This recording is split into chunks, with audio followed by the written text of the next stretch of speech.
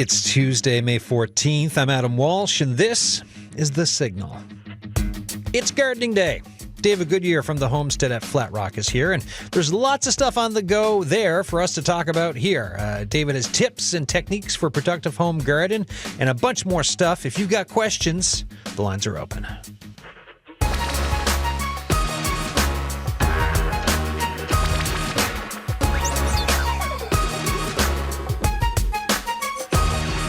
And it's not just your green thumb grow questions either. We love gardening updates, right? If you want to tell us about your plans for the grow season, or just how stuff is going, if you want to brag, or if you need folks to commiserate with, this is what we're here for on The Signal when it comes to the grow season. For example, like I've been giving updates of our little perilla leaf seeds at home, which grew into little teeny tiny plants, and now all they need is some sunshine. Oh my gosh. David, how you doing? Yeah, I'd say if anybody can brag, they should brag because the weather is pretty bad for getting anything done. But, brag away. Yeah, let me see. St. John's, 4 degrees is the current condition, although a high of 9 and rain. Now, if you were to be in Happy Valley Goose Bay today, so for all you listeners up there, you're probably not even listening because it is such a beautiful day. 10 degrees right now and sunny, going up to a high of 17 degrees in Happy Valley Goose Bay. I am envious. Can you imagine? Like we would. I'm sure the perilla leaves in my on the sill that my wife has up. They'd be just gigantic by now if we had some of that sunshine. Oh, I mean, it's been crazy. The weather's just been absolutely horrid for getting anything done. But there's always a way. There is always a way. There is always a way. So, folks, if you're just tuning in or, looking at the calendar, realizing it is Tuesday and it is gardening season, the numbers to call, 709-722-7111, 1-800-563-8255. Don't know why I didn't say that with more confidence. 1-800-563-8255. Texts 709-327-8206.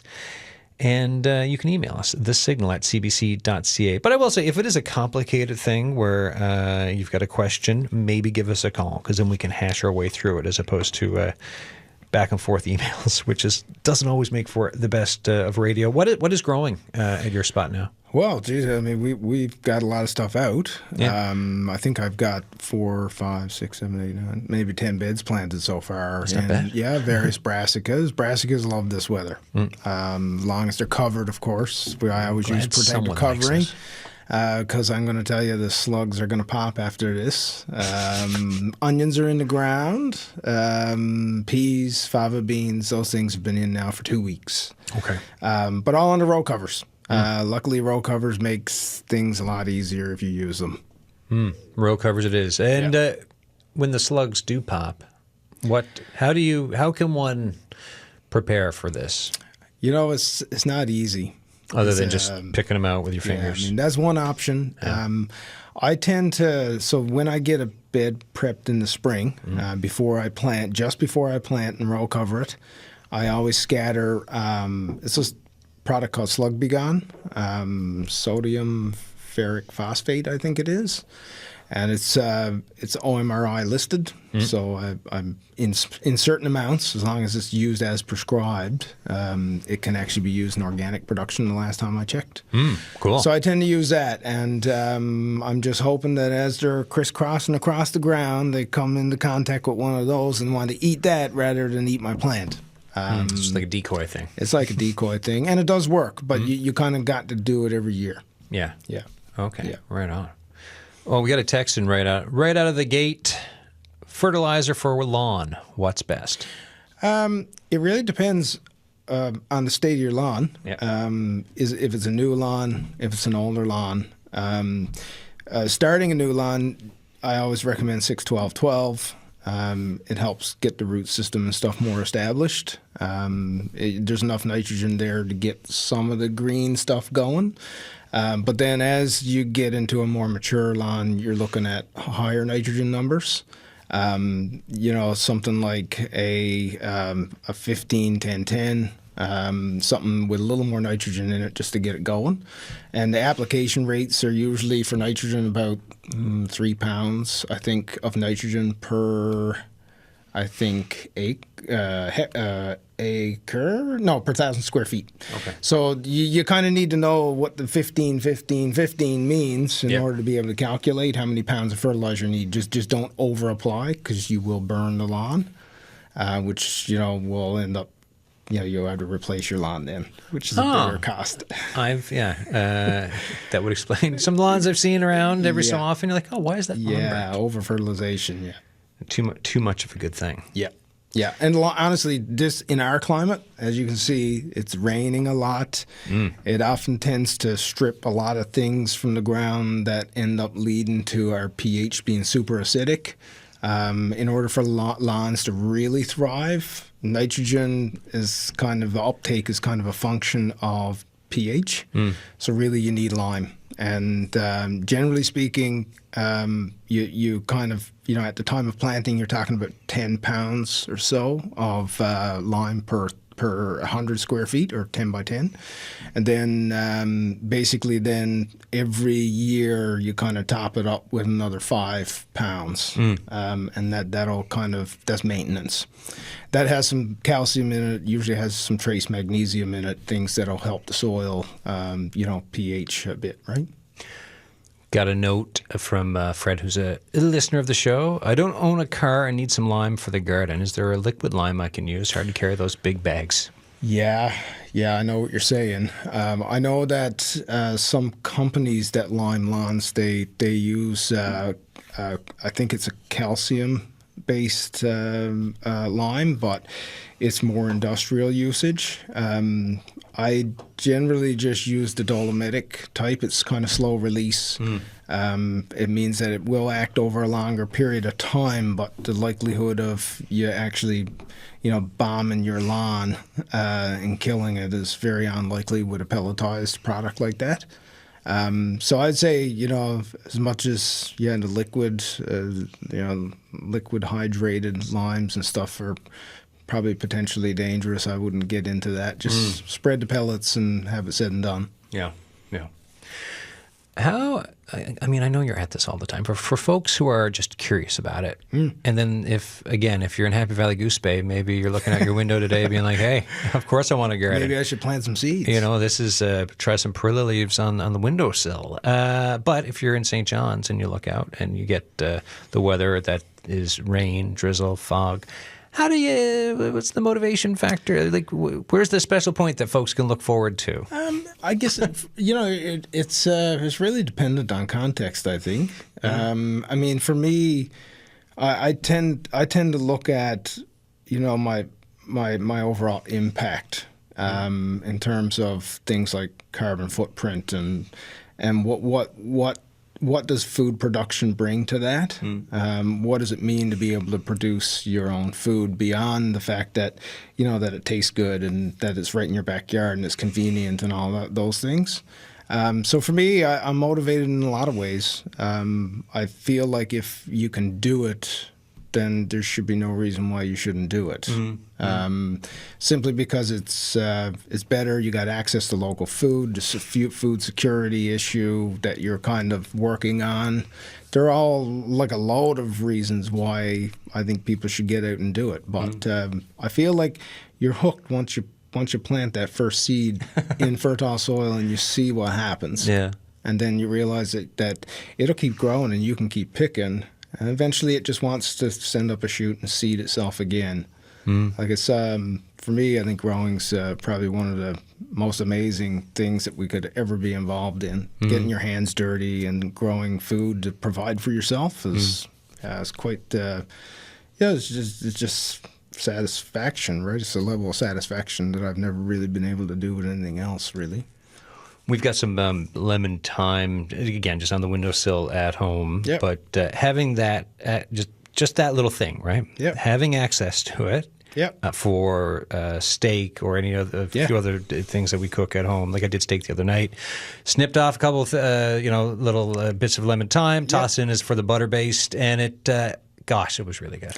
Well, it's so simple, but yet for all, it's something that, like in a store, you just don't even necessarily have access to. And for me, that's another thing that drives us, right? Is that, there are a lot of consumer-based food goods that that just aren't, you don't even realize exist because they're not accessible to people. Yeah, well, hence the perla leaves for us, right? Yeah. We want to elevate our Korean barbecue for the summer. Now, That's granted, one way to do it. We typically, like when you say Korean barbecue, you just got a grill in front of you. We do it indoors with like a butane grill. But the point is, if through grow season, if we can have this, because when you do pork belly or beef, you cut it up, and then you've got your little bit of piece of lettuce, and then you put the perla leaf there, and then you put your gochujang and maybe some garlic and onions and whatever else, kimchi.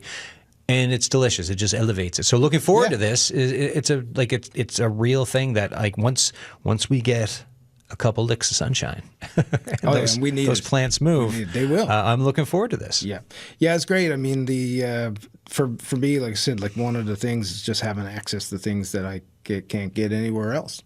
I mean, like in the spring of the year, we eat a couple different types of sorrel that are perennials in our garden.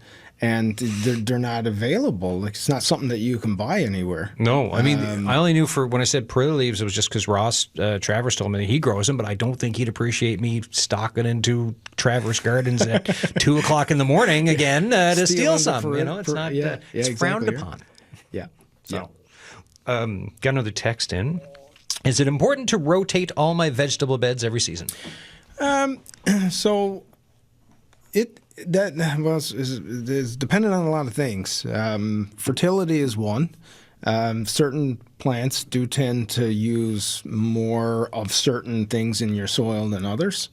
So unless you're replenishing that yearly, it can lead to,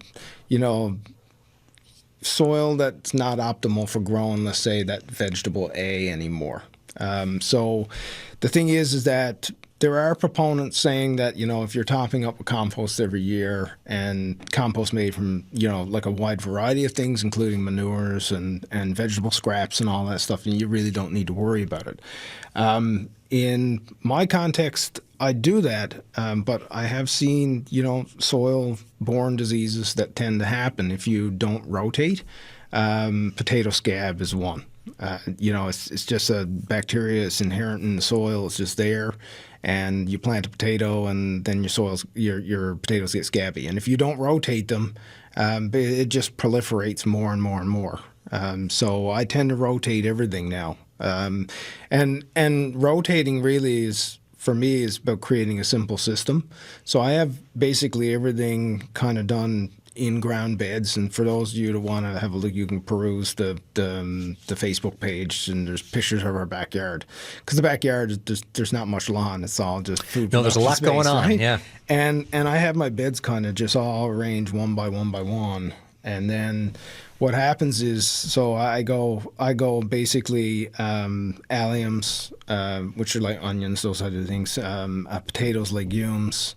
Then it's brassicas and roots, and basically every year then I take that 5 and I move everything by 1. Right. So I just constantly every year I just shift everything by 1, and it makes a huge difference. Really? It really does.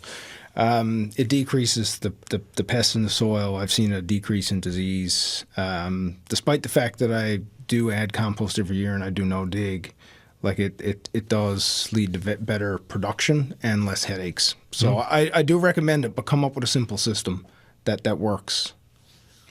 You're listening to The Signal. It is Gardening Day, right? Every Tuesday through the grow season, Gardening Day here on The Signal. David Goodyear from the homestead at Flatrock is my guest. If you'd like to join this conversation, 709-722-7111, 1-800-563-8255. Text us, 709-327-8206, or email us thesignal@cbc.ca. Collecting rainwater. What have you been at with that? Well, I tell you, it's not that we easy. need to today. It's pretty easy to collect it this time of the year. Rainwater is a big thing. Hey, like this last July and the July before, we had kind of record drought for our area. Yep. I think the 30-year climate averages are somewhere around kind of 4 inches of rain every July. And then I think 2 years ago, I think we had 12 millimeters of rain, which is like a half an inch. Yeah. Wow. Right? So that's like maybe a 70, 80%, maybe 85, 90% decrease in the amount of rainwater, right, that we had in that month. And to put it in perspective for you, like what does like how much rain do plants need? So annual production usually, for optimal growth might require an inch of rain a week. And on 1,000 square feet, an inch of rain is like 620 gallons of water. That's a lot. That's a lot of water. It's so much water, it's kind of hard to realize how much it is. So I tend to talk in terms of these intermediate bulk tanks that a lot of gardeners know about. They're kind of these big white tanks that are caged, and people use them for storing water and stuff in. So one of those is about 275 gallons. So you would need basically 3 of those in order to water 1,000 square feet. 1,000 square feet is not a big area. So the thing is that, if you're on a well, especially let's say a surface well, you should have a source of water that you can, get for, during emergencies. And storing rainwater is actually quite easy. So usually every year now we'll be offering a workshop through fixedfarm.ca. Anybody wants to, sign up for workshops, so I'd advise them to go to the site and just sign up for our newsletter kind of thing.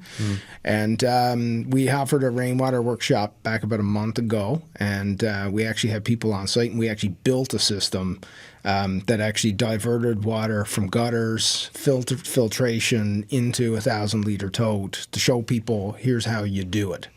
And you do it so you can collect clean water that can be used in the context of irrigation. And, it's fairly, easy to do. And you can get some great water, and it's stored in a bulk tank. And then it's just a matter of getting it to where you want it to go. Which would usually involve some sort of either hand watering, which, believe me, I've done. Yeah. And 620 gallons a week is a lot of hours when your pump is only pushing out maybe 1.5 gallons or 2 gallons a minute. You're talking 5-6 hours of just standing there with a hose, right? So this year the big push was irrigation. Yeah. So we got a lot of probably 2,000 square feet of irrigation now, where basically it's just drip lines that are run, and it's a fairly passive system. There's no pumps, nothing like that. Everything's just gravity driven. We just basically collect rainwater off the roof in 4 big totes, and we open a valve, and then that irrigates the lines, and then we turn it off when we have, let's say, a couple totes of water used. Wow. So it's all fairly passive, right? But it's about looking ahead, planning, looking at the reality of what we're getting in July month and what you're trying to do with growing. Yeah, I mean, it's kind of emergency planning in a way. Like it's nice to have the access to the water when, let's say, you're living a busy life, and you can't afford to spend 5 or 10 hours a week watering 1,000 square feet by hand. Yeah.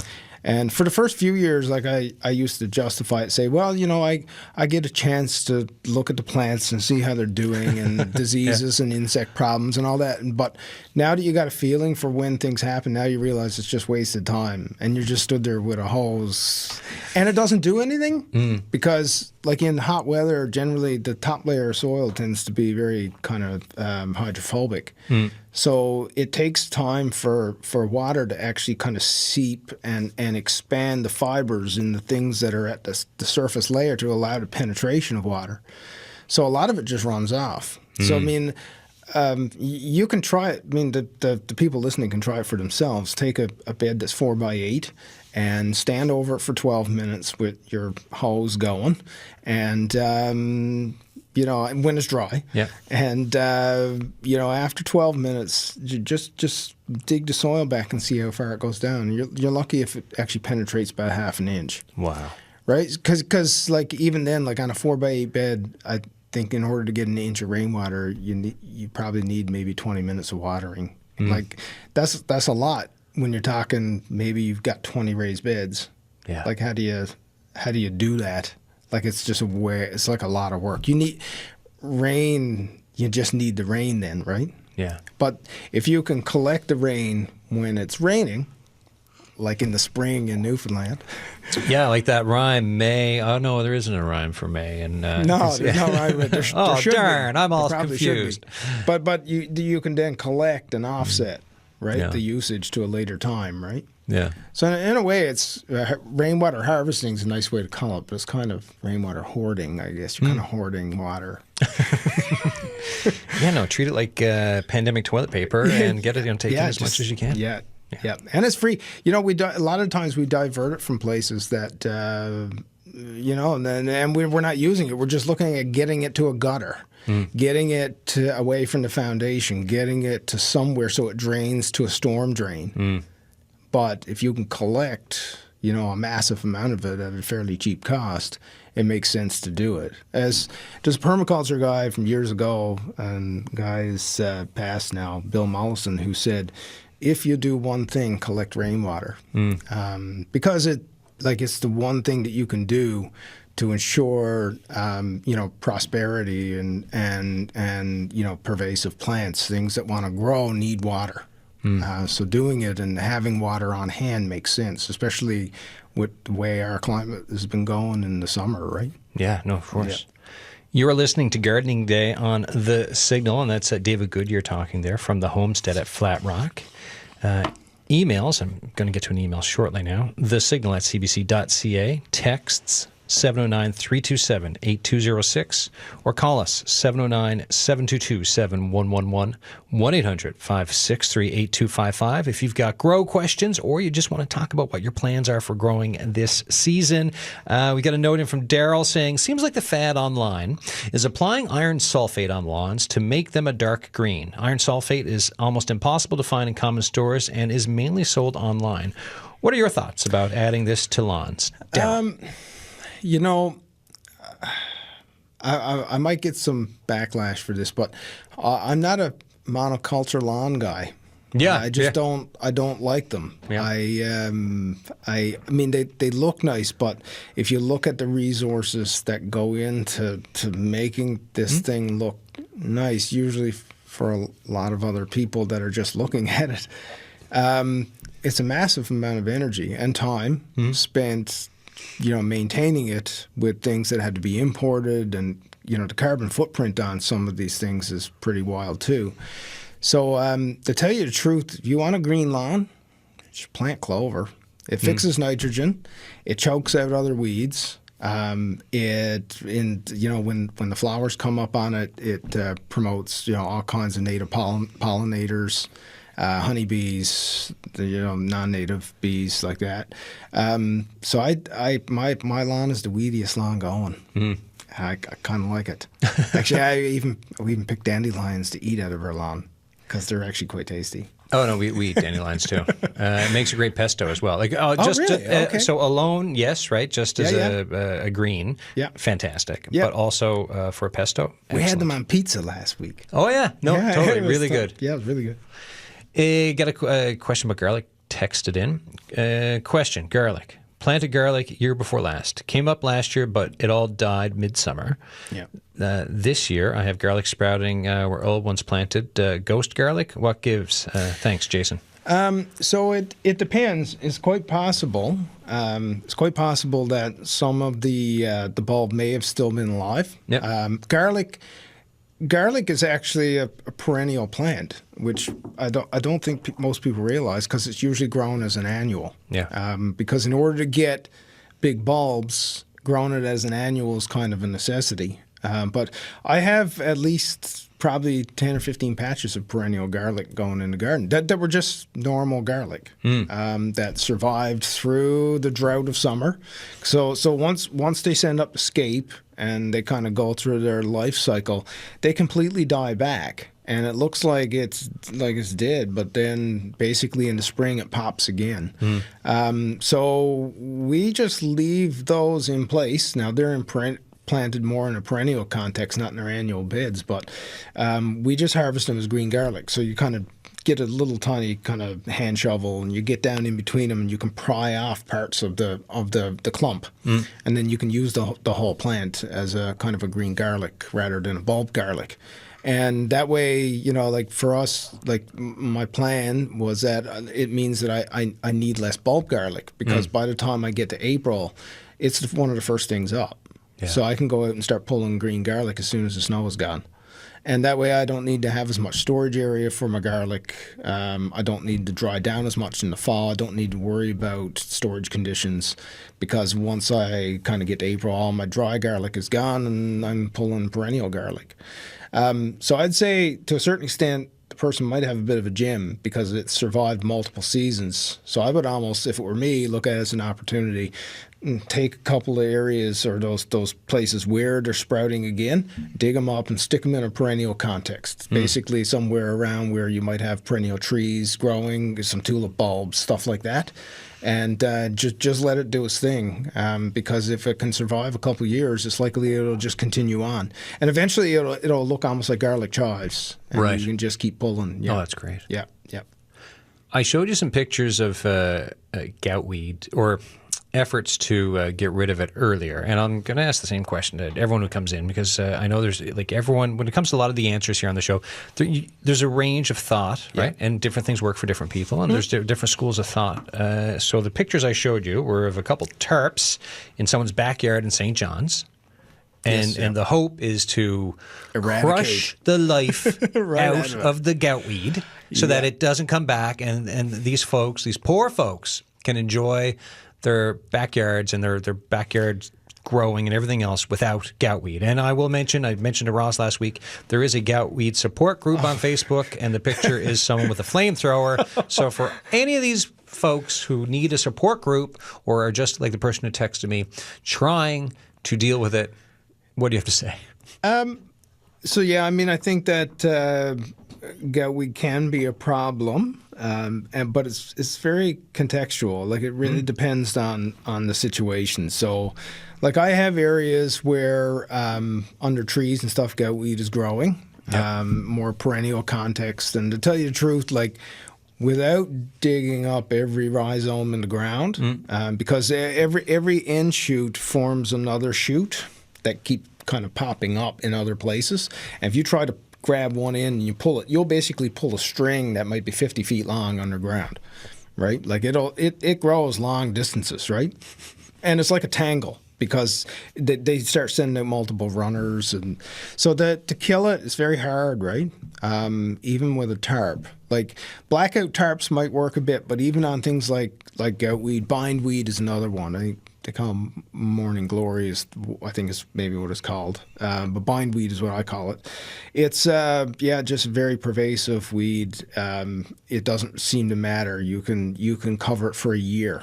There are types of rhizome-based grasses like that. Quack grass is one. You can cover it with a silage tarp, complete blackout for a year. And if there happens to be one in there that's still partially alive, it's enough that it'll all come back to life, right? It'll just start sending out new shoots everywhere. This is like a horror movie. Oh, goutweed is like a horror movie to most people, I think, because once it starts getting into areas, it's very hard to control. Yeah. It doesn't seem to need a lot of fertility. It seems to do well in perennial context, and then it booms once it gets to an annual kind of production space where you got lots of fertility and lots of open sunlight. And, there's this kind of maximum entropy principle where basically if you take empty ground, that empty ground sees a massive amount of solar energy. And the fact is that nature wants to cover that ground. And it'll cover it whatever the most efficient way is, whether it's with grass or goutweed or whatever. So tarps, you could try it. I feel like in the end, you're just going to lose. It might be okay for a year or so, but it will start to take over again. Short of using herbicides, which I don't recommend, I'd say, man, just try to use some of it. Like, it is quite edible. And on our website, our Facebook page, pinned at the top, we have a recipe called Eat the Weeds Chimichurri, which is basically it's stuff from the garden, including goutweed as the base for it, and it's actually quite tasty. We use it on red meat and pork and all kinds of stuff. Fantastic. Which is this on the homestead one, or which one? Yes, on the Facebook page. I believe it's pinned to the top. Okay. I think the homestead at Flatrock.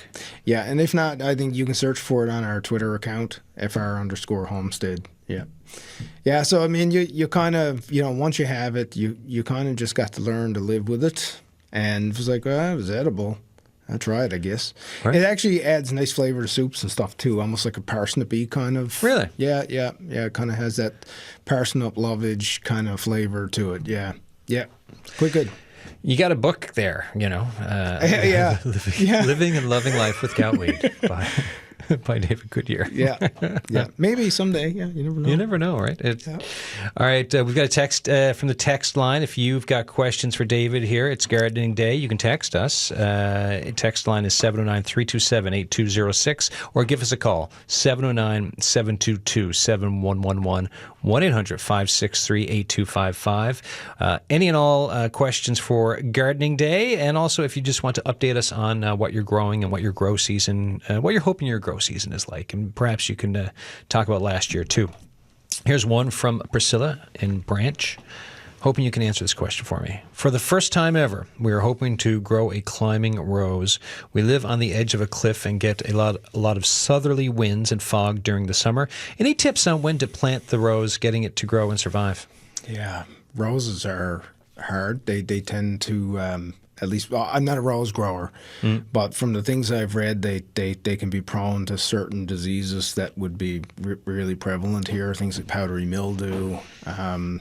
I don't know that they actually do well with salty soils and salts. Being down around Branch, that could be a bit of a problem.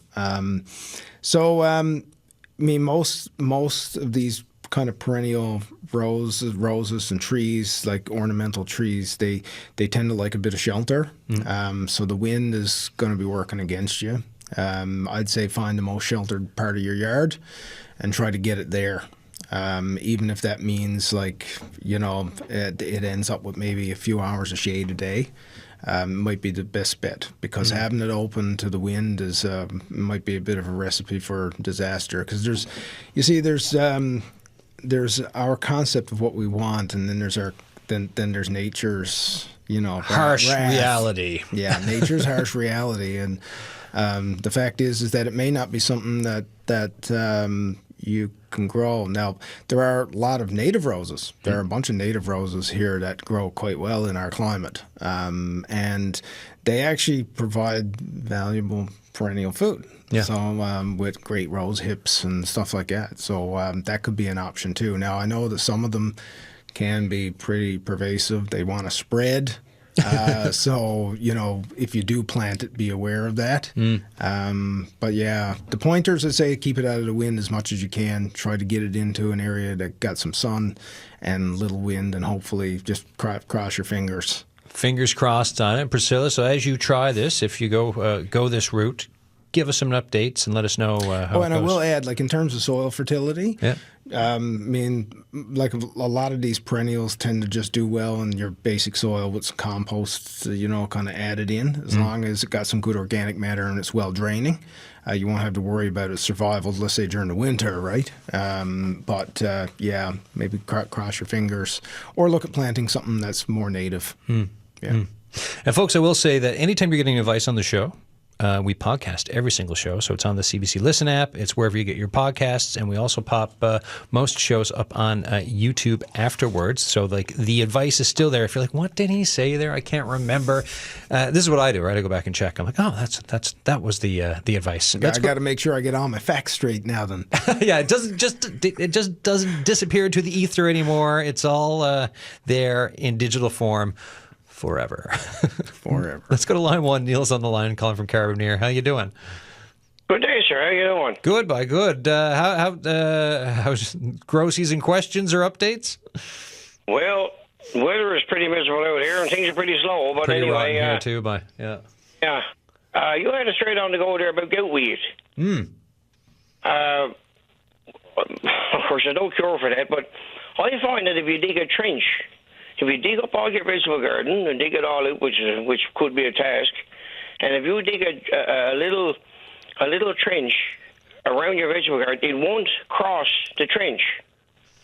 I don't know if anyone's aware of that, but I've done it. I proved it. I dug a trench about probably 6 or 8 inches wide, 6 or 8 inches deep, and it seems like the roots of the goutweed is relatively. They're only a little bit. They're not very deep. And I found that if you dig up inside the trench, it doesn't spread. It won't spread inside. It won't cross the trench and won't get into your vegetables. Yeah, Now, that was an observation a friend of mine, a late friend of mine, made some years ago, and I've been doing it ever since, and it seems to work. Now, it's not a cure for goutweed. I don't think there ever will be. No, but it's a cure for prevention. And I will comment that does work. In terms of, it won't get rid of the goutweed elsewhere, but it does help with preventing the infiltration of goutweed into that area. Like all of my garden beds are kind of contained in an area, but basically around it, there's like about a 4-inch trench around it that's below ground level for the sod. And even grasses, even rhizomatic grasses, don't even try to get down through it. Yeah, so having a trench around it does help because the roots didn't have to travel downwards and upwards, and it's not something that generally they would do. Now, I do have one area this year where there's a little bit managed to creep in, but my feeling is that all I need to do is just dig it down again, and I think I'll be okay. So that's a good point.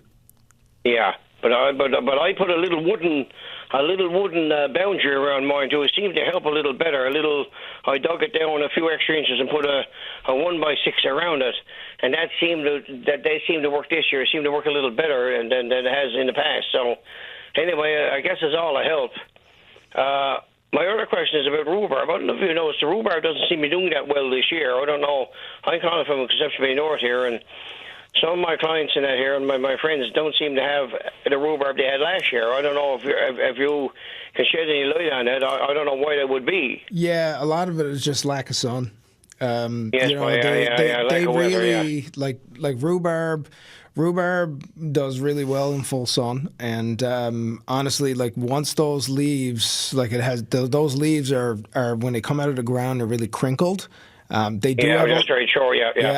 But they do have a lot of light collection area, and they start to expand super quick once you end up getting a bit of light on them. My rhubarb in my garden this year is behind. I think that it's just a function of not having enough sunlight. Yeah. I know historically, the old people years ago used to take their dishwater and throw it on the rhubarb. Yeah. I don't know if you're aware of that. Anyway, the old detergents years ago were full of phosphorus. Yeah. And they threw it. I know. My grandmother used to throw her dishwater out on the rhubarb, and so they had rhubarb. My God, like baseball bats, right? Yeah. And it's from the phosphorus. So it is a lack of phosphorus. I think sometimes if you could add a bit of phosphorus to your rhubarb, but kelp or what have you, and manure and everything.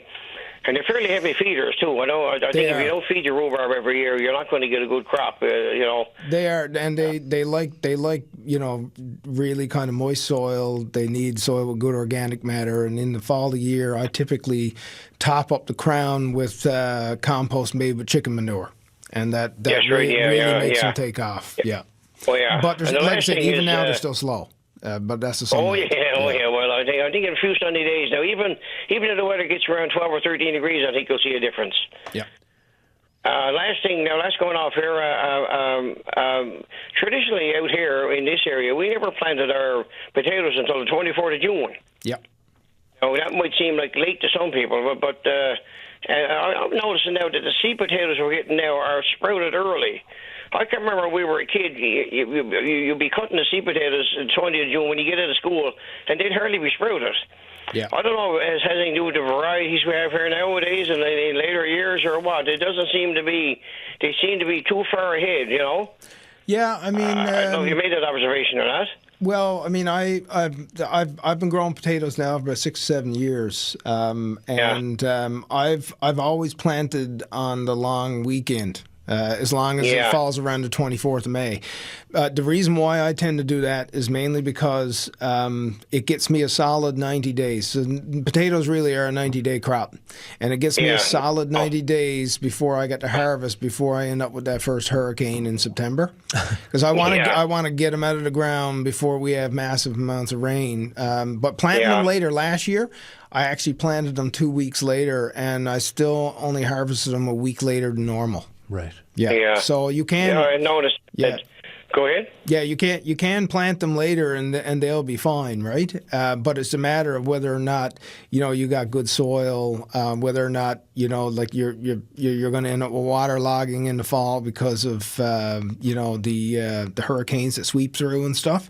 I just not willing to risk that, so I get my potatoes sprouting 3 weeks ago. I started, so mine will be ready for this weekend, but I'll likely push it till next weekend.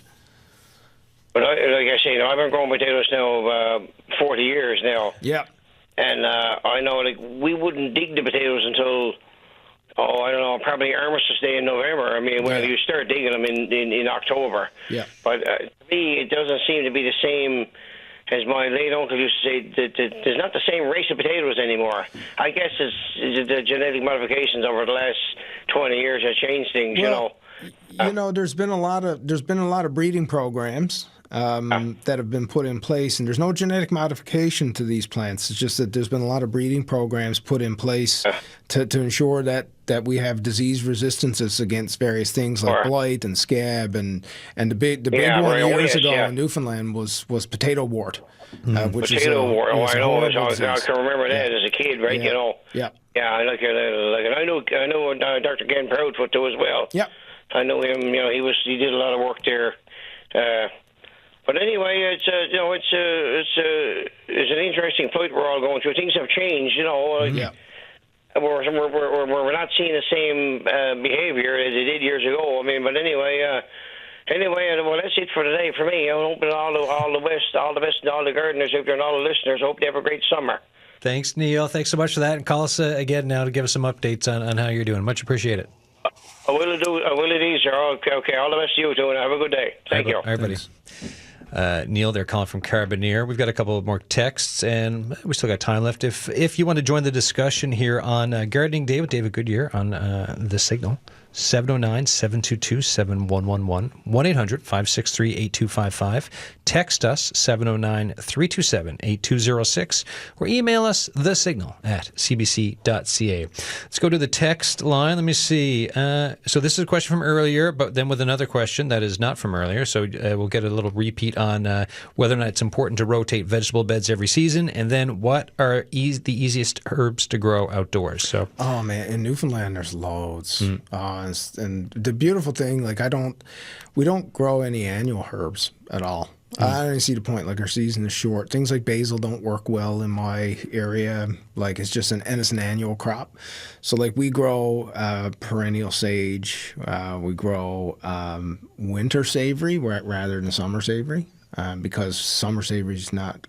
It's not hardy to our zone. Yeah, not happening. I can go out right now and still pick winter savory because it seems to be evergreen in Zone 5. And it's way more pungent and actually a lot nicer. Oregano is another one that grows really well as a perennial. Lovage is an amazing plant that grows well as a perennial. This time of the year is actually very ornamental looking, but the leaves are kind of soft and supple and really kind of celery-like kind of flavor to it, but a little goes a long way. Mm-hmm. Those are some of the basic ones. Besides that, tarragon grows well. If you can get a variety, just trying to think now, what else? There's anise, hyssop grows really well here. It kind of has an anise-like flavor to it. Nice. And puts on these beautiful kind of purple long flowers that attract bees and stuff. That one's a great one in the garden. And they're all super hardy perennials down to less than Zone 5. Yeah.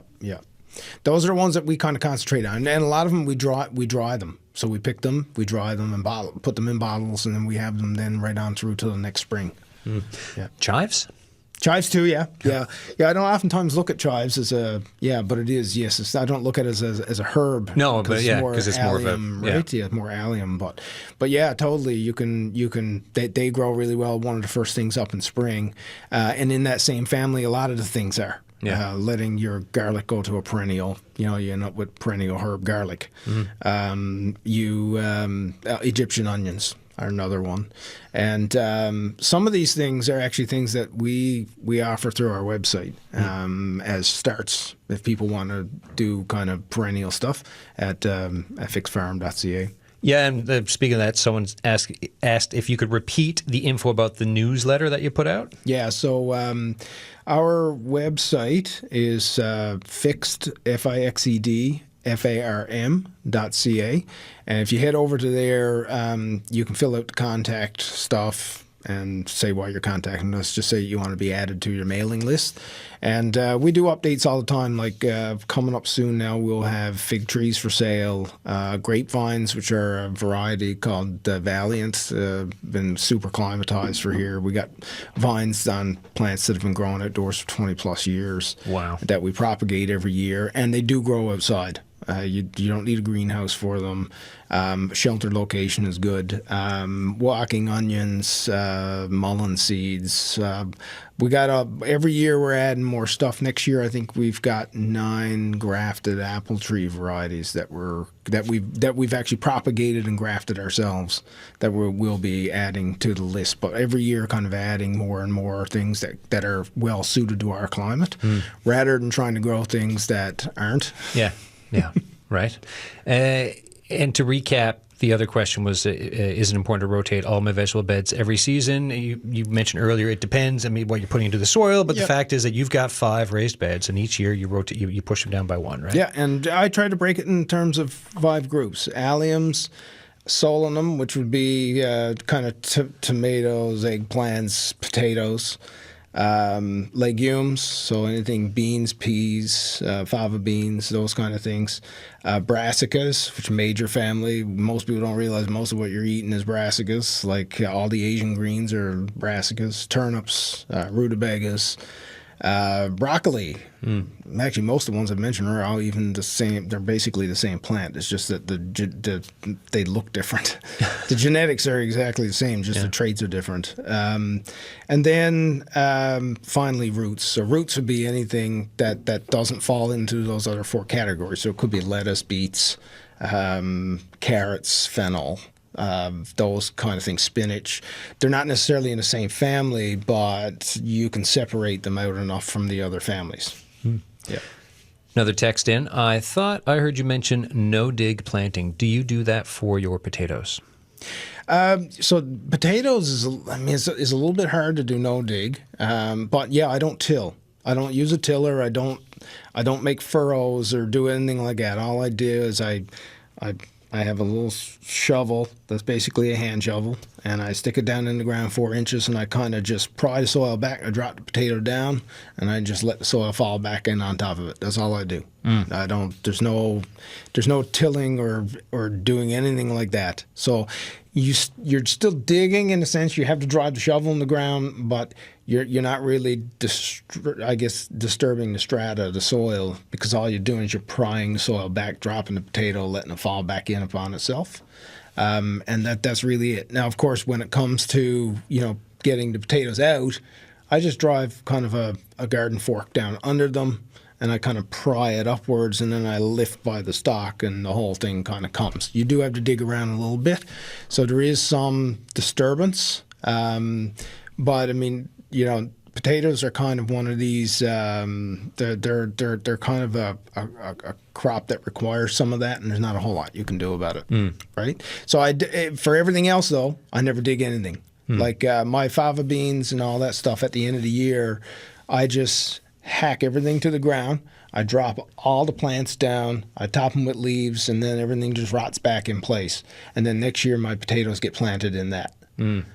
So I'm never ever digging except for, like I said, to dig a hole to put a potato in or to pull a root. Otherwise, everything stays in the ground. When I actually cut a cabbage, I just cut it off. I leave roots in the ground, and I just let it rot back to the ground. So there's never any digging of those kind of things at all. Carrots, I generally just pull them up out of the ground and just quickly pull the rake over it, flatten it out, and it's done. There's no mixing anything with soils or nothing like that. Wow. You got enough organic matter and enough inputs by adding compost yearly. You just let the soil organisms do your tillage for you. Like, things will just move through the soil. Like, worms want to move things, bugs move things. Like, they just do it, right? The thing is that there's a bit of a time lag. You kind of need 2.5 to 3 years to keep doing the same thing. and it it just changes your garden. It completely changes it. Got a goutweed follow-up. This is from Curtis. I've been told that using ocean salt water will destroy goutweed. Would Dave have any info, or have you heard of this before? Thanks a million. I wouldn't recommend it, mainly because adding salt into the soil, increasing the salinity of the soil, like, it's not good for a lot of plants. A lot of plants can suffer in soils that have high salinity, and by doing that, like, some of it will wash away, but some of it will bind in the soil. So you're better off just still living with it. I mean, like I said, I got goutweed, and I'm still pretty calm about it. It's taken over, but what do you do? Yeah, right. That's it. Just live life and accept the goutweed. Yeah, and eat the goutweed. Accept it as you eat it. Yeah. And enjoy it. Yeah. So what's coming up now in the next couple of weeks for you? Where are we at now? Like, so as we wrap up, we've got 4 minutes left of the show.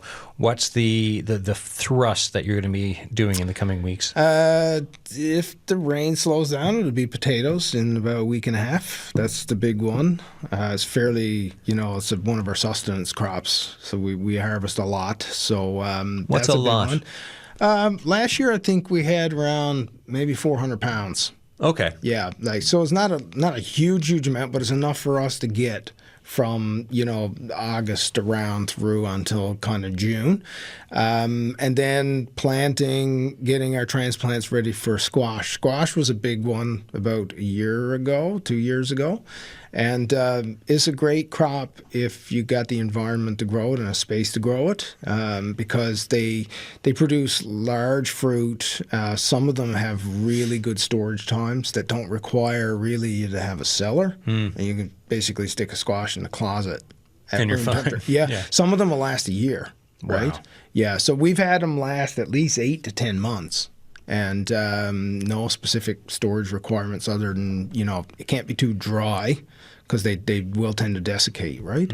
But they're, kind of a, good food density crop, lots of calories, great baked soups.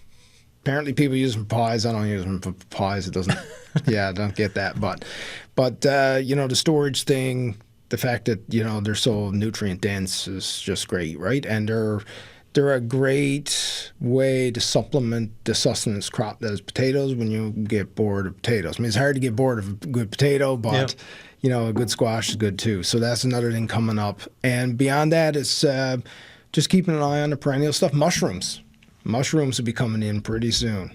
Yeah, nice. Our food forest is really starting to get overtaken by mycelium. I can see it. Like it's. What's the range of types of mushrooms? The mushroom we grow is a wine cap. So it's a saprophytic mushroom. So it tends to just eat decaying matter like wood chips.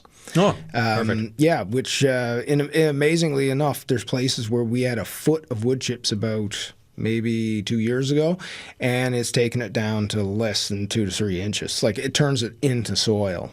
So you get the mushroom harvest, but you get the fertility of the soil too. Like it's kind of a bit of a synergistic system in that sense, that you're using wood chips, which you can get for free, using the mushrooms to break down the wood chips to feed the perennials. It's a kind of a nice system, and it works well. Excellent. And last year, I think we produced over 100 pounds. I was trading it out for like smoked char and like it's like because like what do you do with them all? Yeah, 100 pounds. I mean, like that's a lot of mushrooms. A lot of mushrooms. Yeah. Mushrooms. They're not overly heavy. I can't even imagine. Yeah. Thanks for this. Chatting. You're welcome. Thanks for having me. We'll have you back throughout the summer as always, which is great. Sounds good. I love these updates, and and good luck when you go outside with that rain. I know it's bad. Yeah, I'll just have a Happy Valley Goose Bay frame of mind with the sun. I will. All right. That's it for the show today, folks. Thank you, as always, for listening. If you have thoughts or questions for us, The Signal at cbc.ca, or call the Signal line and leave a message, 709-576-5260. Tomorrow, right, we're shifting from spring gardening to spring cleaning tomorrow. We will have tips for everything from getting your home spick and span to keeping your previously loved items out of the landfill and more. And if you've got spring cleaning tips, you want to talk about what you do, and if there's a climate conscious discussion there that you want to have too, get in touch with us tomorrow on The Signal. Until then, thanks for listening.